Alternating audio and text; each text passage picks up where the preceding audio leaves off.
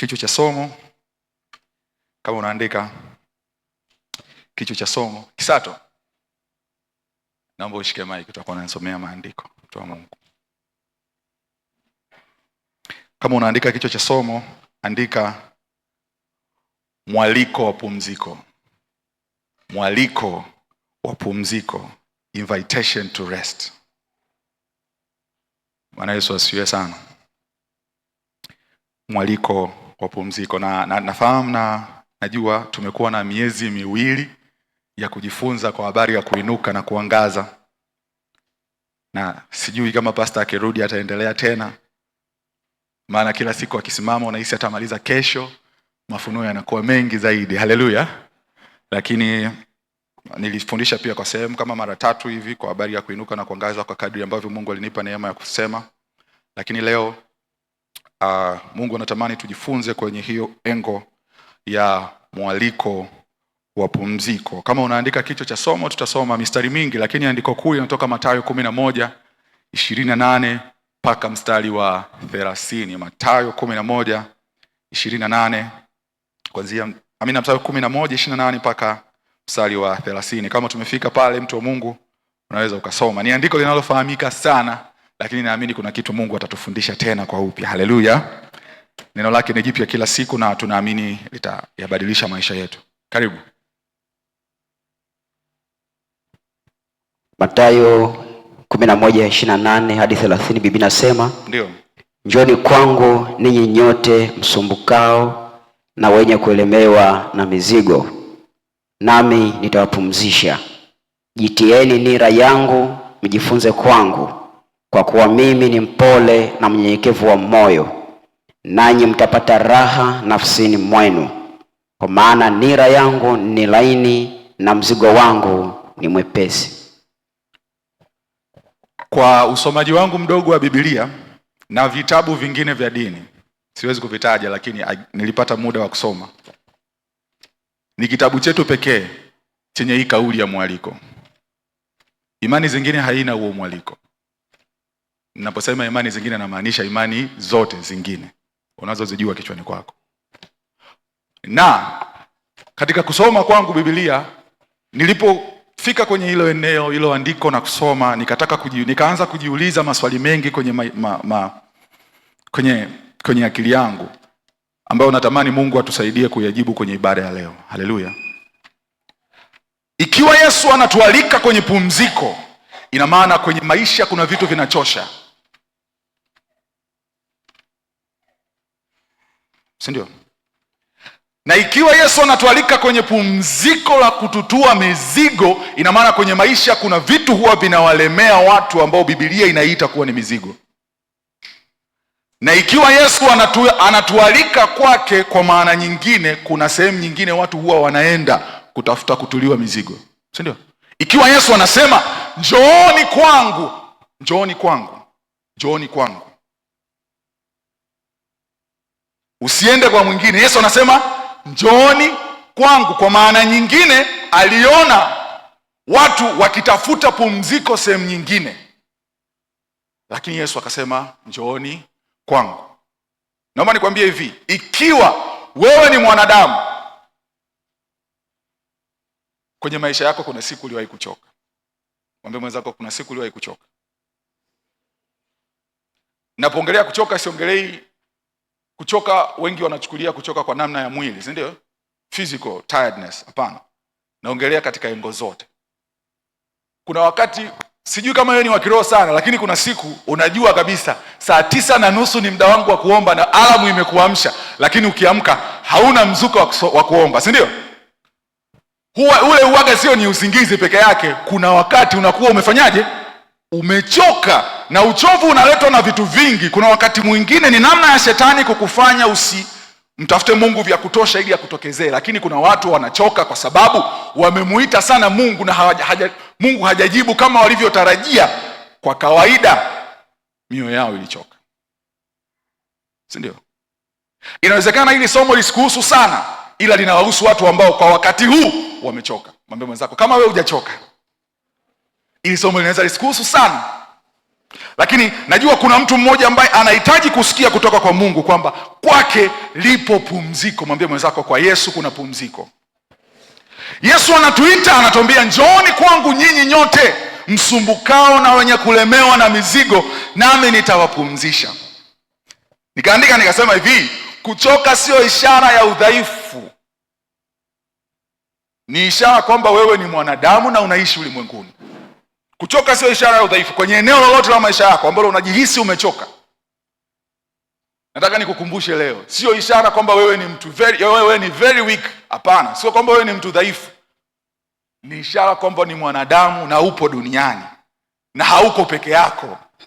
Mwambie mwenzako, haujawahi kuchoka peke yako. Elia alichoka pia. Mwambie mwenzako, Elia alichoka. Hata Yesu mwenyewe alifanyaje? Nikisema Elia unaweza kusema Elia alikuwa ni mwanadamu kama sisi, si ndio? Basi ngoja nikupe mfano wa Yesu. Bwana Yesu asifiwe sana. Tusome kitabu cha Wafalme wa kwanza 19 mstari wa 4 mpaka 8. Wafalme wa kwanza 19 4 mpaka 8. Wafalme wa kwanza 19 4 mpaka 8. Biblia inasema, ndio. Wafalme wa kwanza 19 4 mpaka 8. Biblia inasema, lakini yeye mwenyewe akaendelea katika jangwa mwendo wa siku moja, akaenda akaketi chini ya mretemu, akajiombea roho yake afe, akasema, yatosha sasa, e Bwana, uiondoe roho yangu, kwa kuwa mimi si mwema kuliko baba zangu. Kumbuka, huyu ni mtu ambaye ametoka kupiga show huko nyuma, si ndio? Ameushusha moto wa Mungu ukalamba nini? Sadaka. Lakini baada ya kutishiwa na kukimbia kwa muda mrefu, alichoka. Anamwambia Mungu, ikiwezekana uitoe tu roho yangu, si ndio? Ile kwamba Mungu amekusaidia kushinda vitu vingi kwenye maisha haimaanishi kuna siku hautachoka. Bwana Yesu asifiwe sana. Haimaanishi. Nataka naweka msingi wa pointi yangu kwamba kuchoka sio ishara ya udhaifu, ni ishara kwamba wewe ni mwanadamu na upo duniani. Tumsome Yesu. Mathayo 26:38. Mathayo 26:38. Biblia inasema, ndipo akawaambia, roho yangu ina huzuni nyingi kiasi cha kufa, kaeni hapa mkeshe pamoja nami. Akienda mbele, mistari inayofuata anamwambia, Baba, ikiwezekana kikombe hichi kifanyaje? Kiniepuke. Na alifanya hivyo mara 3. Kila siku anasema kuna wakati Mungu hatajibu unachokitaka, ila atakutia nguvu kushinda kwenye hicho ambacho unataka akiondoe, si ndio? Yesu alikuwa anamuomba Mungu akiondoe kikombe, lakini yeye akawatuma kina Musa na Elia kumtia moyo, si ndio? Bwana Yesu asifiwe sana. So kuchoka sio ishara ya udhaifu, ila inatukumbusha kwamba sisi ni wanadamu na tupo duniani. Iko hivi, kuna uchovu ambao usingizi hauwezi kuondoa. Kuna uchovu ambao, kuna mizigo ambayo likizo haiwezi kuondoa.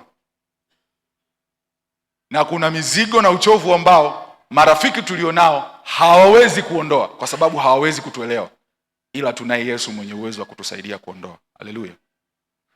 Sijui kama umewahi kupitia kipindi ambacho upo kwenye hali ngumu sana na hakuna mtu ambaye anaweza kukuelewa kama unavyotaka akuelewe kwenye hali ulionayo. Unaishia kwenda kwenye uwepo wa Mungu, na hata ukienda kwenye uwepo wa Mungu uwaga unakosa maneno ya kuomba, unaishia kulia. Ishia kutokea? Wewe kama hajawahi kutokea, yani wewe bado hujapitia, mwambie jina lako, wewe bado. Inawezekana wewe ni last born wa Mungu na ni kitu kizuri, ila kwa wale ambao Mungu amewakusudia kuwainua kwenye level kubwa, kuna namna atakujaribu kwenye maeneo makubwa. Kuna wakati unachoka, unaenda kwenye uwepo wa Mungu, unaishia kulia, sio kwa sababu hauna maneno, lakini ulichokibeba ni kikubwa, hakielezeki kwa maneno ya kawaida. Bwana Yesu asifiwe sana. Bwana Yesu asifiwe. Mwaliko wa pumziko. Yesu anatuita kwenye pumziko. Yesu anatuita kwenye pumziko. Mwaliko unaweza ukakubaliwa au ukakataliwa. si ndio? Ikiwa Yesu anatuambia njooni kwangu, anatuambia tusiende kwa watu wengine, anatualika kwenye mwaliko wake, lakini kuna watu wameukataa huo mwaliko. Na ndio maana kuna watu, wewe ukitishiwa na bosi wako huwa unaenda kuomba, si ndio? Lakini kuna watu wakitishiwa na mabosi zao wanaenda kwa waganga, si ndio? Na mara zote popote tunapokimbilia huwa tunakimbilia kwa sababu nyingi, mojawapo ikiwa imani ya kupata msaada kule tunakoenda. Bwana Yesu asifiwe. Yaani mara nyingi ukiwa kwenye hali ya kuchoka na kukata tamaa, kule ambako unakukimbilia haukimbilii tu kwa sababu ni sehemu ulipopazoea. Hapana, it's either ulishawahi kwenda pakakusaidia au umeweka imani kwamba nikienda nitapata msaada. Bwana Yesu asifiwe. Haujawahi kusikia watu wakiwa na stress wanaenda kulewa ili kuondoa stress? Hujawahi kusikia? Wanatafuta pumziko sehemu nyingine. Kwa maana nyingine, watu wana uwezo wa kupata pumziko nje ya Yesu. Ni kauli ngumu sana ninayoisema, lakini ni ukweli. Watu wana uwezo wa kupata pumziko nje ya Yesu, lakini tofauti ya pumziko analolitoa Yesu na uko wanakoenda. Yesu anatoa pumziko la kudumu. Mwambie mwenzako, Yesu anatoa pumziko la kudumu.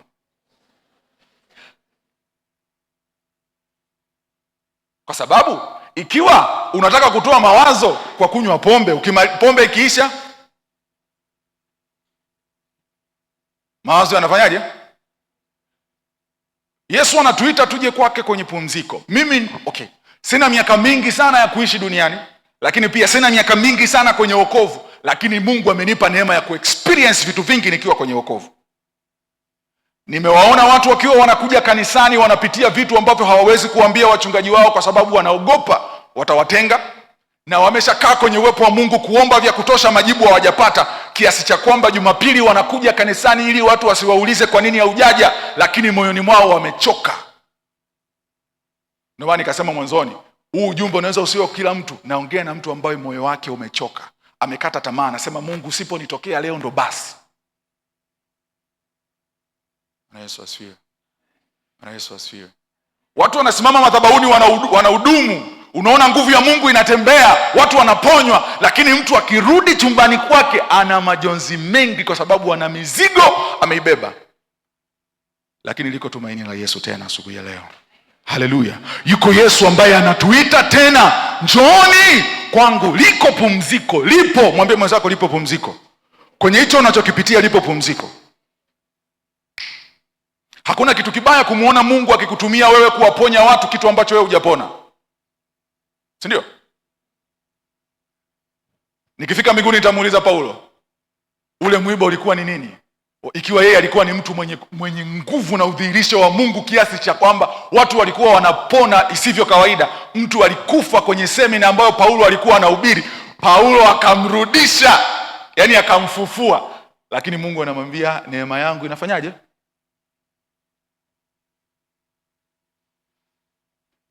Bwana Yesu asifiwe. Yesu anatualika kwenye pumziko. Mwambie mwenzako, umepewa mwaliko, utaukubali? Hilo ni jibu lake mwenyewe, anajua kimoyomoyo, utaukubali?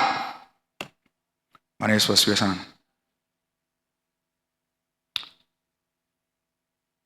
Tusome Mhubiri 2:10-11.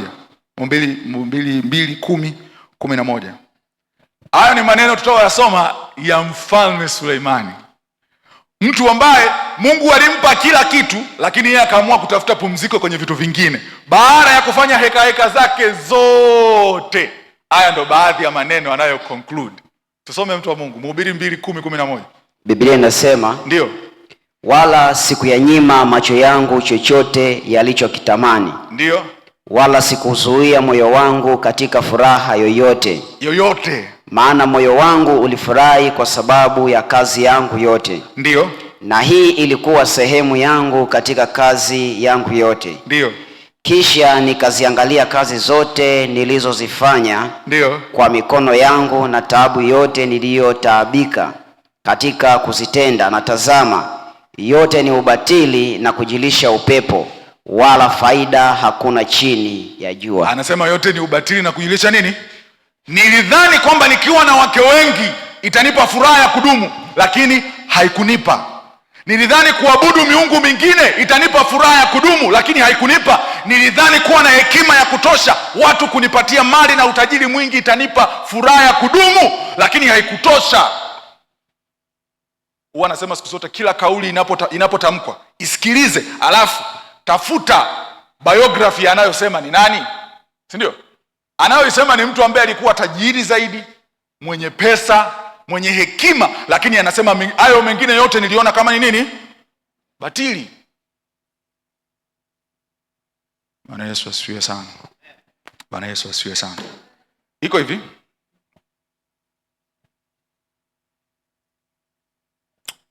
sawa. Marko 10:46 mpaka 42. Tusome hapa. Marko 10:46 hadi 42. Biblia inasema hivi. Tusubiri kwanza. Kuna tofauti ya watu ambao waliochoshwa na hali yao na kuna watu waliochoka kwenye hali zao. Kuna tofauti kati ya watu waliochoshwa na hali zao na kuna watu waliochoka kwenye hali yao. Watu waliochoka kwenye hali wanayoipitia wameshakata tamaa hata ya kuomba. Lakini watu waliochoshwa na wanachokipitia, wakipata nafasi moja tu ya kuliita jina la Yesu, huwa wanaita kwa nguvu zote, kwa sababu wanaamini inawezekana hii ndio ikawa nafasi yangu ya mwisho. Sio? Hiyo habari tunakwenda kusoma ni ya Bartimayo. Hakuwa amechoka kuwa kipofu, ila alikuwa amechoshwa kuwa kipofu. Mwambie mwenzako, ni mpaka uchoshwe na hali yako ndio utaomba vya kutosha. Nikisikia mtu ananiambia nimechoka kuomba, huwa anajiambia hivi, huyu mtu amechoka katikati ya kile anachokipitia, ila hicho anachokipitia hakijamchosha. Sio kama kuna mtu anaongea naye ananielewa Kiswahili cha kawaida. Some Marko 10:46. Biblia inasema hivi, wakafika Yeriko, hata alipokuwa akishika njia kutoka Yeriko, ndio, pamoja na wanafunzi wake na mkutano mkubwa, mwana wa Bartimayo yule mwombaji kipofu alikuwa ameketi kando ya njia. Naye aliposikia ya kwamba ni Yesu Mnazareti, alianza kupaza sauti yake na kusema, Mwana wa Daudi, Yesu unirehemu. Na wengi wakamkemea ili anyamaze, lakini alizidi kupaza sauti, Mwana wa Daudi unirehemu. Yesu akasimama akasema, mwiteni. Wakamwita yule kipofu, wakamwambia, jipe moyo, inuka, anakuita. Akatupa vazi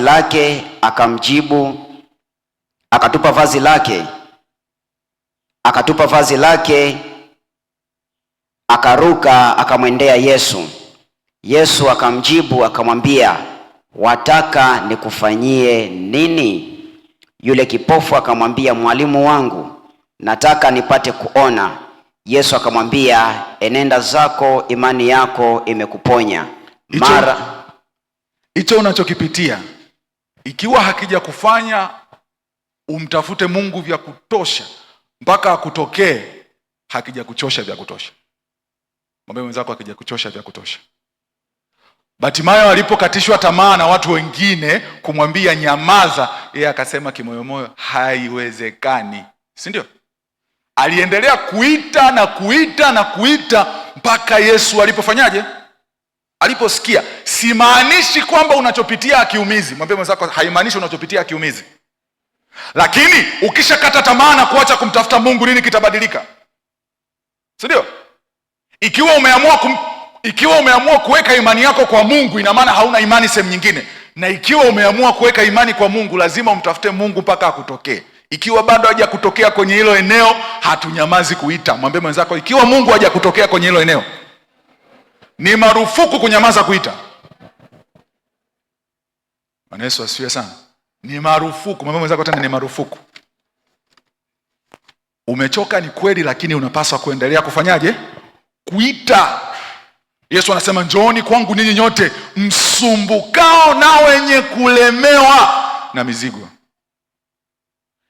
Watu wengi wako ndani ya Kristo lakini wana matumaini sehemu nyingine, na ndio maana maombi yao ni tia maji. Wanamwamini Yesu lakini pia wana connection zao zingine. Ndio maana Yesu anasema amelaaniwa mtu yule amtegemeaye mwanadamu. Mungu anatumia watu kubariki maisha yetu, lakini bila wao Mungu anaweza akatubariki pia. Yesu asiwe sana. Yesu asiwe tena. Ni lazima umtafute Mungu kwenye hilo eneo lako mpaka akuitikie. Ni lazima. Na uzuri ni kwamba Mungu wetu tukimuita huwa anaitika. Lakini anaitika kwa wakati gani? Hilo ni swali ambalo mimi na wewe hatuwezi kumpangia Mungu. Bwana Yesu asifiwe tena. Bwana Yesu asifiwe tena. Bartimayo alimuita Mungu vya kutosha. Hapo Yesu anasema njooni kwangu ninyi nyote msumbukao na wenye kulemewa na mizigo, nami nitawapumzisha. Mwaliko wa Yesu una masharti. Mwambie mwenzako mwaliko wa Yesu una masharti. Yaani mwaliko wa Yesu una masharti. Hata wewe ukipewa kadi ya mwaliko, si unaambiwaga pale chini dress code ni nyeupe, nyeusi na kijani, si ndio? Mwaliko wa Yesu pia una masharti. Njooni kwangu. Namba 1, ni lazima hicho unachokipitia kiwe kimekusumbua na kukulemea. Namba 2, ni lazima uwe na uhakika ndani yako usiotikisika kwamba siwezi kupata tumaini sehemu nyingine isipokuwa kwa Yesu. Ikiwa unaenda kwa Yesu na yani hicho unachopitia akija kusumbua, utatafuta mbadala sehemu nyingine. Na ukiwa unaenda kwa Yesu huku ndani yako una uhakika wa kupata msaada sehemu nyingine, hautamaanisha kumtafuta Yesu. Ndio maana nikasema mwaliko wa Yesu una masharti. Namba 1, unachokipitia ni lazima kiwe kimekusumbua, ni lazima kiwe kimekuelemea, na uwe namba 2 na uhakika kwamba sina msaada sehemu nyingine isipokuwa kwa Yesu. Isipokuwa kwa Yesu. Ndio maana unaweza kusikia watu wapo kanisani lakini ili wapate kazi wanatoa rushwa. Yesu wanaye na wana uwezo wa kuomba na kumtafuta Mungu, lakini wanaamini kwenye hili eneo Yesu anaweza asitokee vya kutosha, ngoja nitoe chochote kitu, si ndio? Amina, hapo lazima ziwe kidogo, si ndio? Unasoma sana, unaamini Yesu anaweza akakufaulisha, lakini ukiwa darasa kwenye chumba cha mtihani unatengeneza kijiji cha ujamaa, mnaita formation, si ndio? Kila siku huwa nawaambia, nilipokuwa nasoma degree yangu ya kwanza, nilimwambia Mungu, I will never format. Sitatengeneza vijiji vya ujamaa wala sitatengeneza formation yoyote. Ili degree nitayoipata, mbia halisi wa hii degree awe ni mimi na wewe. Nikipiga magoti kuomba kwa ajili ya kazi, niwe na uhakika uliyenipa hii degree una uwezo wa kunipa hiyo kazi. Ni mtazamo wangu lakini. Haleluya. Na Mungu ni mwaminifu. Kwa nini unakesha mpaka saa 9 alafu bado kwenye chumba cha mtihani unatengeneza formation? Mwambie mwenzako kwa nini? Kama umekaa na mwanafunzi, mwambie kwa nini? Kuna tabasamu fulani hivi wanafunzi wanalitoa. Haleluya. Huyo ni mimi lakini Yesu ni Bwana. Haleluya. Mwaliko wa Yesu una nini? Na masharti hayo mawili. Ni lazima unachokipitia kiwe kimekulemea. Watu wanawaambia kwa jinsi gani wamechoshwa kukaa mtaani bila kazi, lakini hawajawahi kumwambia Mungu vya kutosha kama wanavyowaambia watu. Nimetolea mfano kwenye eneo ambalo ni very common. Mwambie jirani yako, ukishamaliza kuwaambia watu, kamwambie pia na Mungu. Haitoshi kuambia watu, mwambie Mungu. Na kimsingi hata usipoambia watu kamwambia Mungu inatosha. Bwana Yesu asifiwe. Bwana Yesu asifiwe sana. Hilo ni sharti la mwaliko wa Yesu. Anasema njooni kwangu nyinyi nyote msumbukao na wenye kulemewa na mizigo. Hichi kitu kinanipeleka kwenye pointi inayofuata. Aina ya mizigo ambayo inawalemea watu kwenye safari za maisha. Najua watu wa Kisisi wanapenda kuandika. Tuandike kidogo. Haleluya. Aina ya mizigo inayowalemea watu kwenye safari ya maisha. Yesu hawezi kusema njooni kwangu nyinyi nyote msumbukao na kulemewa na mizigo, alafu tusijifunze hiyo mizigo ni nini hata kwa uchache, si ndio? Bwana Yesu asifiwe sana. Namba 1, aina ya mzigo unaowalemea watu ni mzigo wa dhambi, hatia isiyokoma na majuto. Ni pointi 3 tofauti, lakini nimetamani kuziweka kwa pamoja kwa ajili ya somo hili tuweze kujifunza. Bwana Yesu asifiwe sana. Mzigo wa dhambi, hatia isiyokoma na majuto. Najua kwenye uelewa wako wa maandiko unasema mtu akiwa ndani ya Kristo amekuwa kiumbe kipya, ya kale yamepita, tazama yamekuwa mapya. Na mwana akiwaweka huru, mtakuwa huru kweli kweli, si ndio? Baada ya kumpokea Kristo tumehamishwa na kufanyika kuwa watoto wa Mungu, ni kweli. Lakini mimi na wewe tunakubaliana, inawezekana sio wewe au umeshawahi kusikia au ni rafiki yako wa karibu, kuna dhambi anatamani kuiacha lakini hajawahi kuweza kuiacha. Bwana Yesu asifiwe. Bwana Yesu asifiwe. Naongea hivyo kwa sababu Mungu amenipa neema ya kutumika kwenye hii eneo, na amenipa neema ya kutumika pia kwenye praise and worship team. So ninaelewa. Ninaongea na watu ambao hawafanyi dhambi kwa makusudi. Naomba unielewe. Naongea na watu ambao wanatamani kuacha, lakini kila wanapojitahidi wanashindwa. Inakuwa ni kama Wanaisraeli wanazunguka kwenye mlima ule ule mpaka Mungu alipotokea akawaambia kwenye kitabu cha Kumbukumbu la Torati 2:3, mlivyozunguka mlima huu inafanyaje? Inatosha.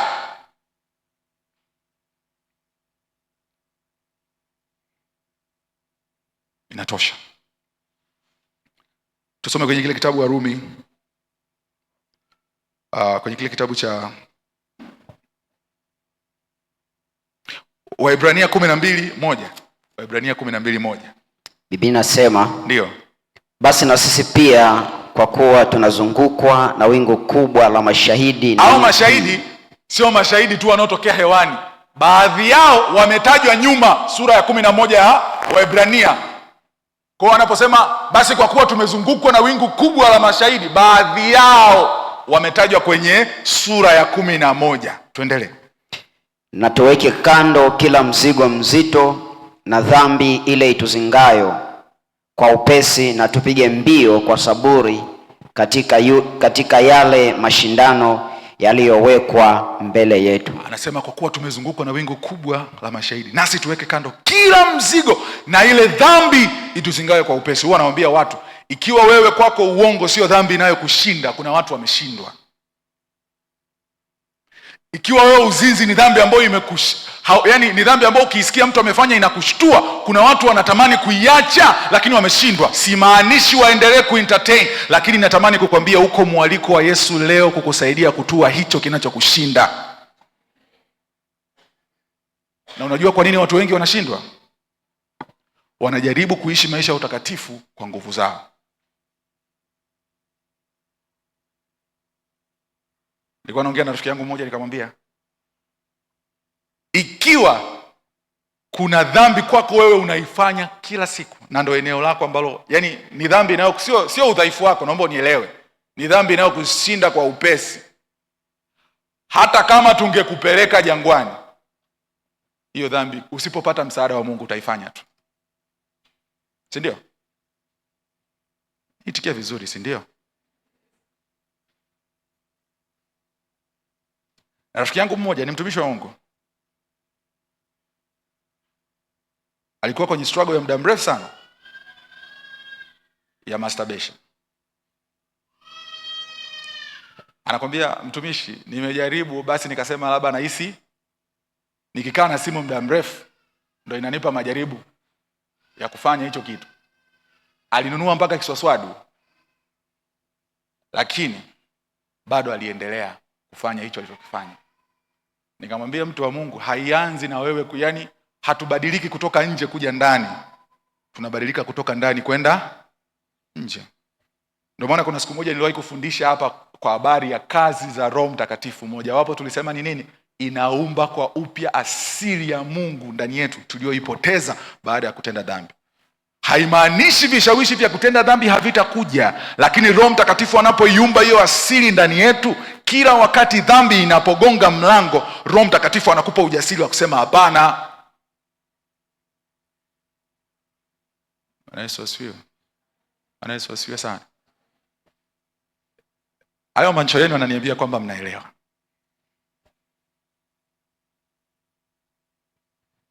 Kwa kuna watu wamelemewa. Ninaposema kwa sababu kwa 90% najua naongea na watu waliookoka. Msinipo kanisani, najua kwa 99% naongea na watu waliookoka. Nitakuwa najidanganya nikisema kwamba hakuna dhambi zinazowazinga kwa upesi. Nitakuwa najidanganya. Na nitakuwa naongea na malaika, sio binadamu. Bwana Yesu asifiwe. Kwa hiyo mzigo wa kwanza ambao Yesu anatuita, mwambie mwenzako usijitahidi kuishi maisha ya utakatifu. Mwambie usijitahidi. Mwache Roho Mtakatifu akuwezeshe. Mwache Roho Mtakatifu akuwezeshe. Sijitahidi. Kila unapojitahidi kuna wakati nguvu za kujitahidi zitaisha, na nguvu zinapoisha ndio wewe unajikuta unafanya tenda dhambi. Yesu anasema na vijito vya maji vitatoka ndani yenu. Vijito vya maji vitatoka. Ufike wakati tumtafute Mungu kwenye hayo maeneo ambayo tunahisi tumeshindwa kuacha. Mpaka wakati ufike kuishi maisha ya utakatifu usiwe mzigo, iwe ni furaha. Iwe ni furaha. Mwenzako ifike hicho kiwango. Kuishi maisha ya utakatifu iwe ni furaha.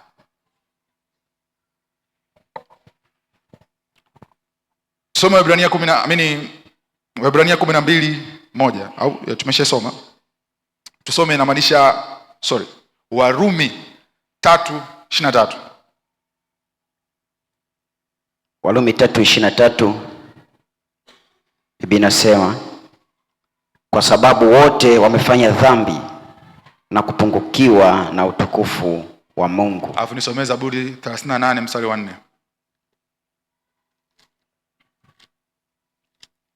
38 mstari wa 4. Maana dhambi zangu zimenifunikiza kichwa, kama mzigo mzito zimenilemea mno. Daudi anasema dhambi zangu zimenifunika kama mzigo, si ndio? Kichwani, zimenilemea. Kwa kadiri ambavyo unahisi unaweza kuishi maisha ya utakatifu kwa nguvu zako, ndivyo ambavyo safari ya wokovu inakuwa nzito. Ndio maana Daudi sehemu nyingine anasema hivi, nirejeshe tena furaha ya wokovu, si ndio? Kwa kadiri ambavyo unajua umeokoka lakini unaendelea kuishi maisha ya dhambi, ndivyo ambavyo furaha ya wokovu ndani yako inaisha. Mwambie mwenzako furaha ya wokovu. Huwa anasema siku zote ni marufuku. Mwambie jirani yako ni marufuku watu wasio na Yesu kuwa na furaha kukuzidi. Ni marufuku. Ni marufuku. Lakini huwa napata shida katibu. Watu waliookoka ndo wana msongo wa mawazo uliopitiliza. Kwa sababu gani? Wanajua Yesu wanaye, lakini sirini kuna maisha wanaishi ambayo hayampendezi. Na swali wanalojiuliza ni je, Yesu akirudi leo mbinguni naenda?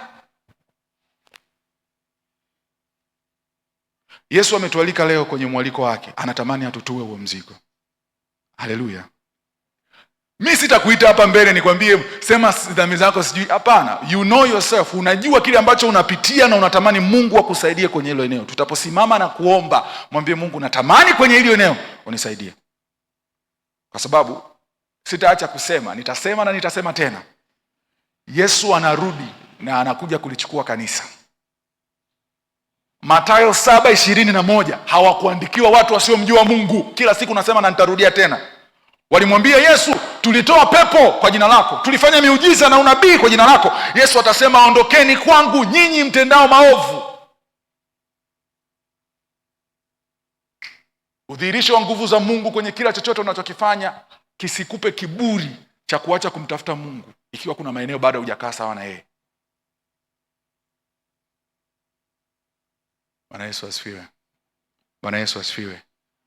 Alafu kuna mzigo wa pili, kuna watu ambao wanapitia ni ile hatia ya ndani. Yaani sawa, Mungu ameshakusamehe. Mungu amekuosha, lakini kila wakati shetani anakuja kukukumbusha kwamba ulifanyaga. Si ndio? Au nyewe wenzangu ni malaika, haiwatokeagi? Haiwatokeagi? Kitu umeshatubu na una uhakika bila mashaka Mungu amenisamehe, lakini kuna namna tu shetani anakukumbusha ulifanya. Na kila wakati shetani anapokukumbusha jambo moja huwa linatokea, ujasiri huwa unaondoka. Si ni kweli? Si ni kweli? Jasiri huwa unaondoka. Iko hivi, ijapokuwa Yesu kwenye kitabu cha Mathayo sura 3 Mungu alitamka, huyu ndiye mwanangu mpendwa ninayependezwa naye, si ndio? Alipokuwa anabatizwa na malaika Roho Mtakatifu alishuka kama ua, lakini shetani hakuamini. Kwenye sura 4 mstari wa kwanza anamwambia ikiwa wewe ndiwe mwana wa Mungu. Kwa maana nyingine anasema japokuwa Mungu amesema, mimi siamini. Haijalishi ulitubu na Mungu akakusamehe, shetani atakuja na kukujaribu kama uliamini msamaha aliokupa Mungu uliupokea. Hii ni kusema kila wakati shetani anapogonga mlango kukukumbusha dhambi uliotubu, mwambie Yesu alishaisamehe na haikumbuki tena. Hivyo tu. Nakwambia hivi, mimi ni mtoto wa mzee wa kanisa. Nimelelewa kanisani na nimekuwa kanisani, lakini nilikuja kuokoka baadaye. Nilikuwa na maisha yangu yakiwa kanisani. Jumapili ninaimbisha sifa na kuabudu, watu mnaanza kuimba praise and worship, mko form 5 form 6. Watu wameanza kuimba praise and worship, tuko la 3. Lakini nilichukua muda kuja kumkubali Yesu kama Bwana Mwokozi wa maisha yetu. Na kila wakati shetani akigonga mlango na kunikumbusha dhambi nilizowahi kufanya, namwambia kuna mwanaume mmoja alikufa msalabani na akasema imekwisha. Kwa kila wakati shetani akija kugonga mlango na kukukumbusha kwenye dhambi ambayo una uhakika Mungu alishakusamehe, mwambie Mungu haikumbuki tena. Mungu haikumbuki tena. Moja ya sifa ya Mungu sio kwamba tu anasamehe, anasahau. Hiyo sifa anayo Mungu peke yake. Ndio maana Adamu anasema nimekusamehe lakini sitakusahau. Wewe mwenyewe una watu wako umewasamehe lakini umegoma kuwasahau. Si ndio? Utajuaje kwamba umesamehe? Kila unapomkumbuka yule mtu hauumii kama alivyokuumiza mwanzo. Lakini kiuhalisia utakumbuka kuna siku aliwahi kuniumiza. Si ndio? Lakini Mungu hayuko hivyo. Mungu hayuko hivyo. Ukitaka kuelewa kwamba Mungu hayuko hivyo, yule mwizi aliyokuwa na Yesu msalabani, Yesu akamwambia leo hii tutakuwa wote wapi? Mbinguni, kwa sababu ali-acknowledge kwamba Yesu ni Mungu na amekufa msalabani bila kosa. Kwa maana nyingine aliuamini wokovu wa Yesu. Kwa kitendo cha dakika moja kilimpa haki ya kuhesabiwa kuwa mtoto wa Mungu na mbinguni alienda. Tutamkuta.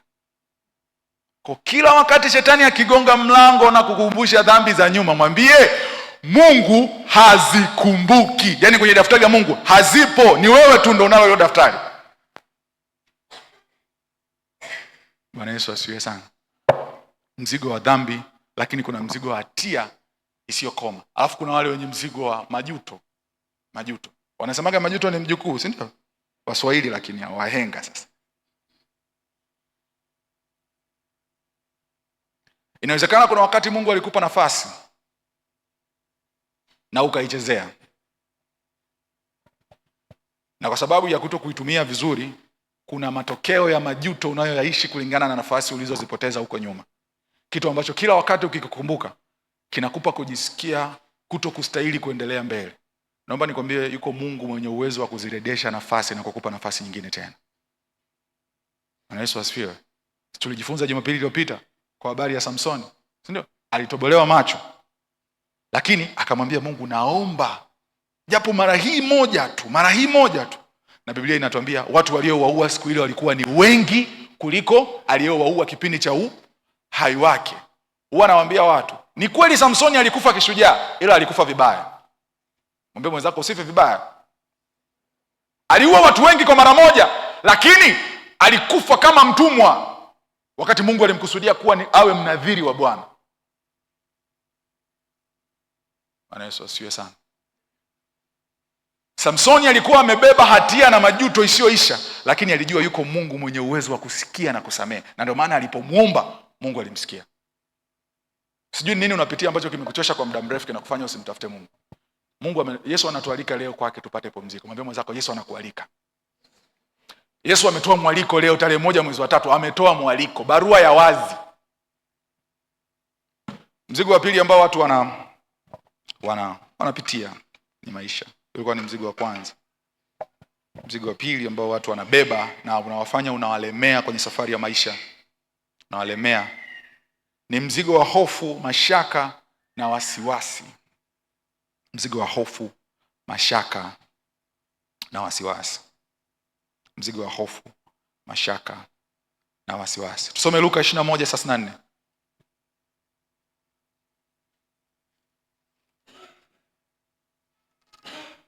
Luka 21:34 binasema, basi jiangalieni mioyo yenu isije ikalemewa na ulafi na ulevi na masumbufu ya maisha haya.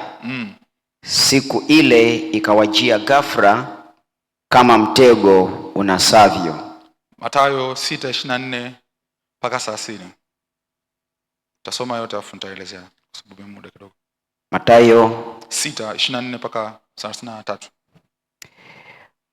Hakuna mtu awezaye kutumikia mabwana wawili, kwa maana atamchukia huyu na kumpenda huyu, ama atashikamana na huyu na kumdharau huyu.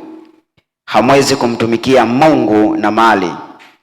Kwa sababu hiyo nawaambieni, msisumbukie maisha yenu, mle nini au mnywe nini, wala miili yenu mvae nini. Maisha je, si zaidi ya chakula, na mwili zaidi ya mavazi?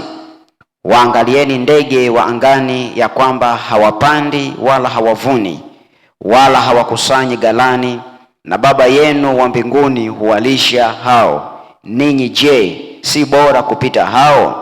Ni yupi kwenu ambaye akijisumbua aweza kujiongeza kimo chake hata mkono mmoja?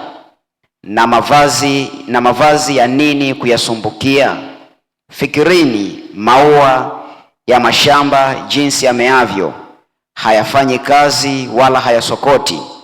Nami nawaambia ya kwamba hata Sulemani katika fahari yake yote hakuvikwa vizuri kama mojawapo la hayo. Basi ikiwa Mungu huyavika hivi majani ya kondeni yaliyopo leo na kesho kutupwa karibuni, je, hatazidi sana kuwavika ninyi, enyi wa imani haba? Msisumbuke basi mkisema, tule nini au tunywe nini au tuvae nini? Kwa maana hayo yote mataifa huyatafuta, kwa sababu Baba yenu wa mbinguni anajua ya kuwa mnahitaji hayo yote. Bali utafuteni kwanza ufalme wake na haki yake, na hayo yote mtazidishiwa. Basi msisumbukie ya kesho, kwa kuwa kesho itajisumbukia yenyewe. Yatosha kwa siku maovu yake. Haya maandiko hayatuiti kwenye uvivu. Mwambie mwenzako hayatuiti kwenye uvivu. Yesu anaposema msisumbuke, haimaanishi usifanye kazi. Hao ni maneno mawili.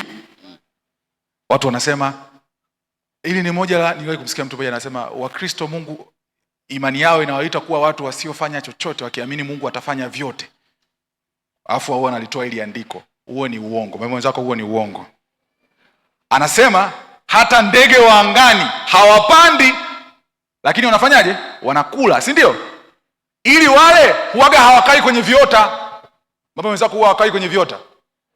Huwa wanatoka kwenda kukitafuta hicho chakula ambacho wanaamini baba yao amekitengeneza. Kwa maana nyingine, haimaanishi usifanye unachokifanya, ila kwenye mtazamo wa Mungu, kujisumbua ni kudhani kwamba ni nguvu zako ndo zinazalisha matokeo unayoyataka. Bwana Yesu asifiwe. Fanya unachokifanya kwa juhudi, lakini ukiwa na uelewa kwamba kinachozalisha matokeo kwenye maisha yangu ni nguvu ya Mungu na sio juhudi yangu. Ndio maana huwa nawaambia wanafunzi, ikiwa wewe ni mwanafunzi, soma mpaka madaftari na vitabu vikujue kwa jina na sura. Hata ukipiga magoti ukimwambia Roho Mtakatifu nikumbushe nilichokisoma, awe na sehemu za kukukumbusha, sio unampa kazi ya kukufundisha kitu ambacho hujasoma. Mwambie mwenzako kama ni mwanafunzi usimpe Roho Mtakatifu kazi. Fanya iliyo wajibu wako kwa 100%, lakini kuna watu wamelemewa na mizigo ya dunia, masumbufu ya maisha, hofu na wasiwasi, na moja ya hofu inawakabili watu wengi ni hofu ya kushindwa kufikia matarajio ya watu. Nimefika miaka 25 bado sijaolewa. Nimefika miaka 30 sina watoto. Nimefika miaka 40 sina nyumba. Kana kwamba dunia nzima tunatumia kalenda moja. Mwambie mwenzako hatutumii kalenda moja. Hatutumii kalenda moja.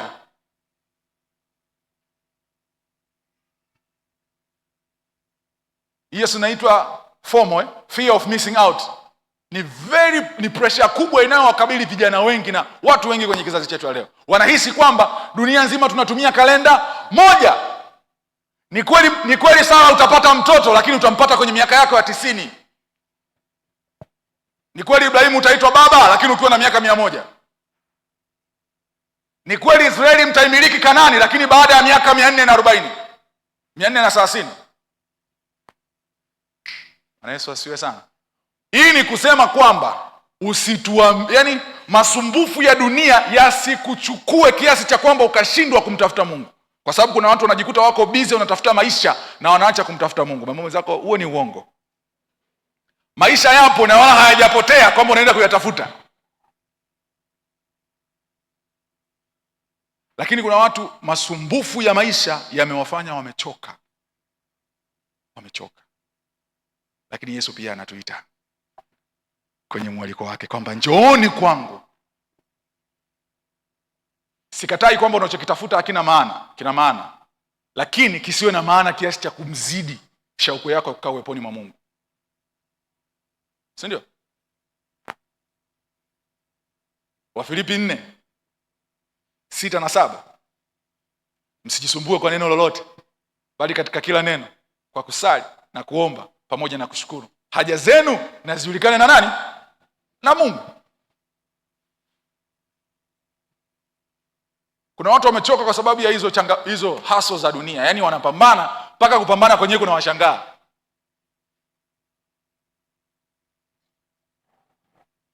Bwana Yesu asifiwe sana. Tunaenda namba ngapi? Namba 3. Tutamalizia.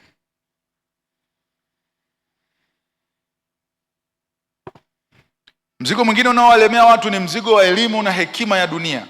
Andika tu hivyo. Mzigo wa elimu na hekima ya dunia.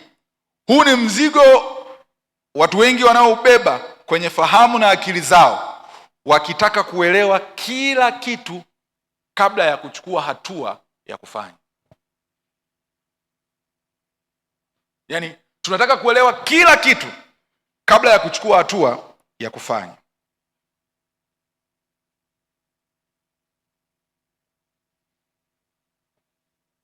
Tunataka kuelewa kila kitu kabla ya kuchukua hatua ya kufanya. Ikiwa kwenye haya maisha tutaelewa kila kitu ili tufanye, imani haina nafasi kwenye maisha yetu. Si ndio? Imani ni kuwa na uhakika ya mambo yatarajiwayo, ni bayana yasiyoonekana.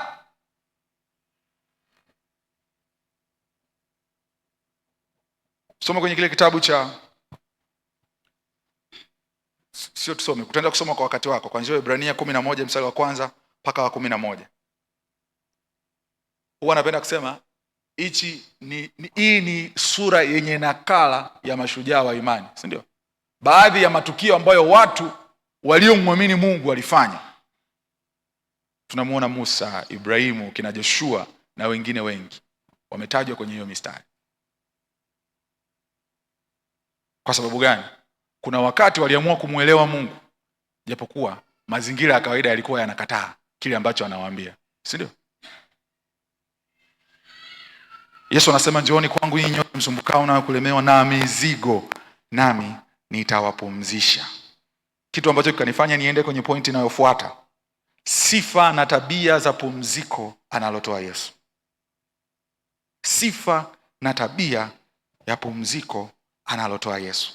Tukimaliza hapo tutakuwa tumesema na hili ndilo neno la Bwana, kila mtu aseme amina. Bwana Yesu asifiwe sana.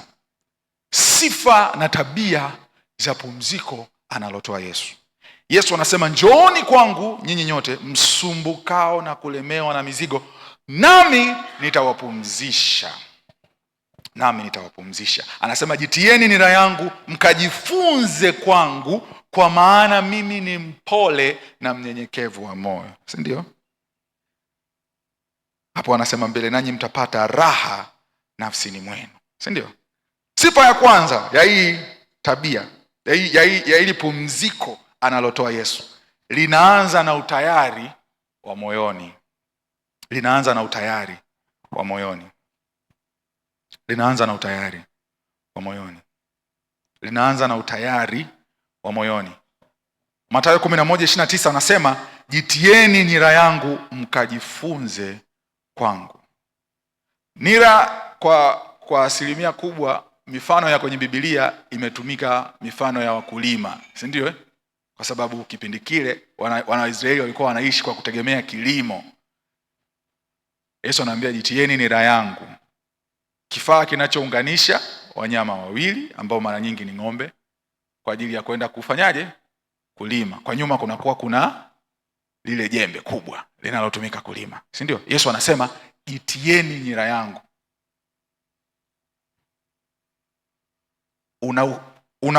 Una hiari ya kukubali kuibeba nira ya Yesu au hauko tayari, si ndio?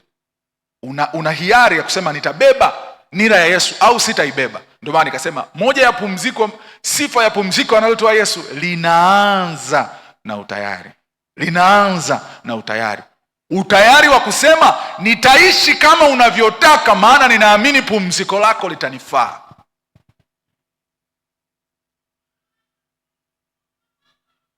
Linaanza na utayari. Linaanza na utayari. Namba 2. Linaanza na utayari. Namba 2.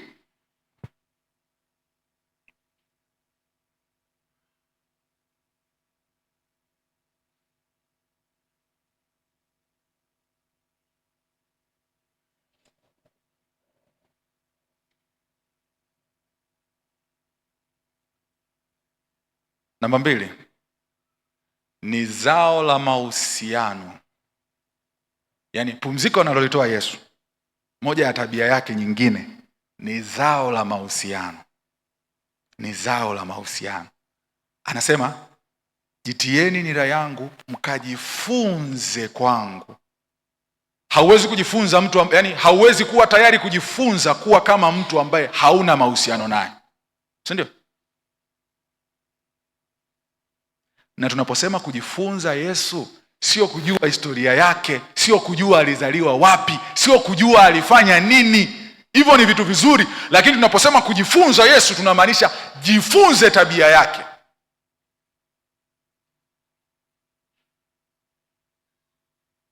Alipokasirishwa alijibuje? Alafu na wewe ukikasirishwa huwa unajibuje? Ndio wewe ukikasirishwa unasema namweka Yesu pembeni kidogo nishughulike na wewe kwanza, nitamchukua baadaye, si ndio?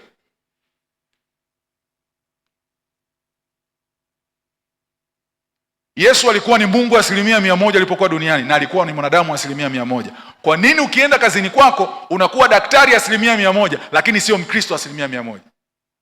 Ukifika getini ukishavaa koti unajikuta wewe ni daktari, Ukristo umeuweka pembeni. Kwa hiyo ukifika wakati vitu vinavyo compromise imani yako, uko tayari kuvifanya kwa kuogopa kwamba watu watanionaje, lakini unajua hata usipofanya huwezi kufungwa, ila unaogopa watu watafanyaje, watanionaje. Moja ya tabia au sifa ya pumziko analolitoa Yesu ni la kimahusiano. Wewe unajua mtu unayempenda, ukienda kumwambia unachokipitia, namba 1 hawezi kuhisi kama unatafuta attention, na hawezi kukuona wewe kama mzigo. Hata ukiongea masaa 3 atakusikiliza tu pole, hata kama hawezi kukusaidia, ila atakuwa anakupa emotional support, si ndio? Msaada wa kihisia. Lakini Mungu wetu hatupi msaada wa kihisia peke yake. Kwenye hicho tunachokipitia, yeye anatupa pumziko la kutupa njia ya kutoka kwenye tunachokipitia. Ila ni mahusiano. Mahusiano. Mwambie mwenzako unahusiana na Yesu kiasi gani? Kuna Wakristo katibu wanahusiana na Yesu Jumapili tu, ndio utawaona wanaomba kwa kunena kwa lugha, wanasoma vifungu, unahisi kama wanasomaga kila siku, kumbe ndio wanasomea kanisani. Lakini kuanzia Jumatatu mpaka Jumamosi wanajidanganya tuna simu kwenye Biblia, lakini hawajawahi kuifungua. Lakini wakipata changamoto ni wa kwanza kupiga simu kwa wachungaji. Mwambie mwenzako sio mbaya kumpigia simu mchungaji, lakini pia uanze na wewe kuomba.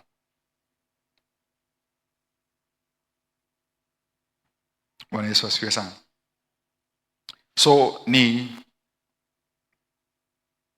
zao la mahusiano. Sifa ya 3 ya pumziko analotoa Yesu. Sifa ya 3 ni la rohoni, lakini lina athari ya moja kwa moja kwenye maisha yetu ya mwilini. Ni la rohoni, hilo pumziko analotoa Yesu ni la rohoni, lakini lina athari ya moja kwa moja kwenye maisha ya mwilini. Anasema, jitieni nira yangu mkajifunze kwangu, kwa kuwa mimi ni mpole na mnyenyekevu wa moyo, nanyi mtapata raha nafsini mwenu. Si ndio? Kwani mtu mwenye raha haonekani? Mtu mwenye raha haonekani? Tunachokiona nje sisi ni furaha na uchangamfu wa nje, lakini ni zao la kile kinachoendelea ndani.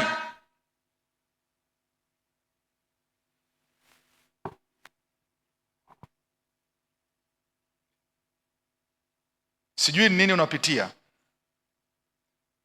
lakini Mungu anajua unachopitia, na sijui kimekuchosha kwa kiasi gani, lakini ninachojua, Yesu ametualika tena leo kwake ili atupe pumziko. Bartimayo kipofu aliita na kuita mpaka Yesu alipomtokea, na alipomuitikia akamwambia, mwambieni aje. Walipomwambia anyamaze, yeye aliendelea kuita. Inawezekana kuna eneo ulimuita Mungu sana ukachoka. Mungu anatukumbusha leo, keep calling. Mwambie mwenzako, endelea kuita. Endelea kuita. Tutasimama, tutamwambia Mungu kwenye maeneo yaliyotulemea. Ikiwa wewe hauna eneo la kulemea, mwambie Mungu asante, maana kwa sasa nipo kwenye muda wa kupumzika. Si ndio? Ni hitaji hilo nalo pia ni ombi. Bwana Yesu asifiwe. Ukisoma vizuri kwenye Biblia inasema Suleimani alipata pumziko. The Bible says he got rest all around, kwa miaka yote aliyokuwa kwenye madaraka. Kwa sababu gani? Baba yake Daudi alipigana na kushinda vita zote.